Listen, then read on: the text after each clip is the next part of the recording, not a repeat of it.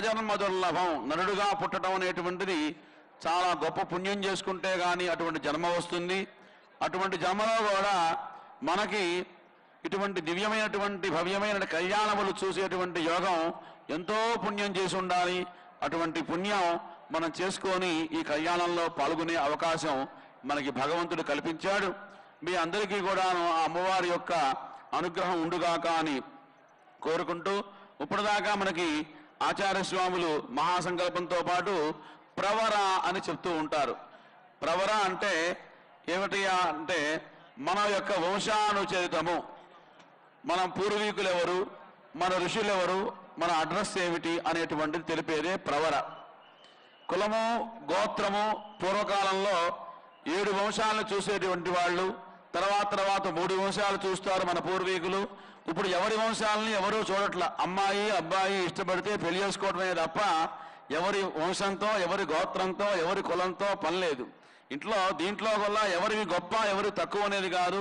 ఎవరి కులానికి సంబంధించిన ఆచారములు కొన్ని ఉంటాయి కాబట్టి ఆ ఆచారాన్ని పరిరక్షణ కోసం మన పూర్వీకులు అటువంటి ఒక పద్ధతిని పెట్టారు.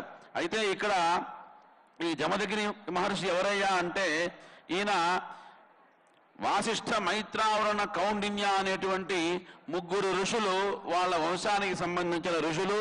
ఆయన పౌలస్త్య బ్రహ్మగారు అనేటువంటి ఆయనకి ముని మనవడు, అలాగే భృగు మహర్షి గారికి మనవడు, అలాగే రుచిక మహర్షి అనేటువంటి ఆయనకి పుత్రుడుగా ఈ జమదగ్ని మహర్షి యొక్క తాత ముత్తాతల్ని వర్ణించారు. అలాగే ఈ రేణుకా ఎల్లమ్మ అమ్మవారి యొక్క గోత్రాన్ని ఇక్కడ ప్రస్తావన చేస్తూ ఈవిడ యొక్క గోత్రం ఆంగీరస ఆయాస్య గౌతమ త్రయారుషేయ. ఆంగీరస మహర్షి, ఆయాస్య మహర్షి, గౌతమ మహర్షి అని 3 మహర్షులు కలదిగా అమ్మవారిని చెప్తూ ఆవిడ యొక్క గోత్రం గౌతమ సుగోత్రమని, అట్లాగే సోరసేన మహారాజు గారు అనేటువంటి ఆయనకి మునిమనవరాలుగా, దేవసేన మహారాజు గారికి మనవరాలుగా, రేణు మహారాజు గారికి పుత్రిగా కుమార్తెగా ఈవిని ఇక్కడ అభివర్ణించడం జరిగింది.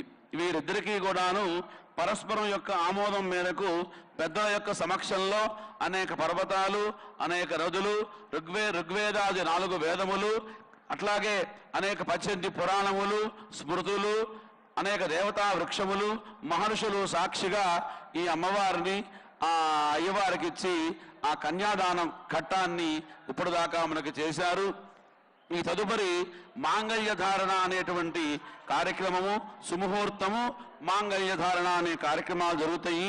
సరిగ్గా 11:34 సుముహూర్తం, ఇంకా సుమారుగా ఒక 18 నిమిషములు సుముహూర్తం ఉంది. సుముహూర్తానికి ముందుగా వేదస్వస్తితో ఈ సుముహూర్తాన్ని ముందుకు తీసుకెళ్లడం జరుగుతుంది.